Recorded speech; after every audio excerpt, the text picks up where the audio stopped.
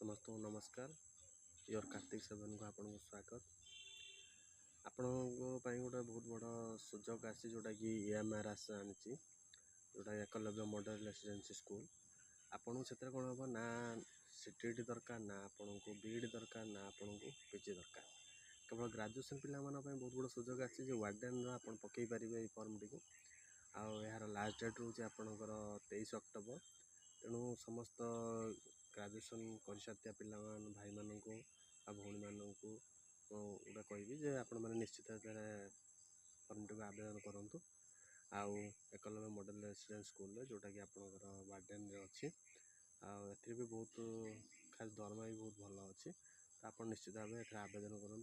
आदि आप चैनल को प्रथम थर कर लाइक करूँ, सब्सक्राइब करूँ, आउ सांग साथी मानू शेयर करूँ।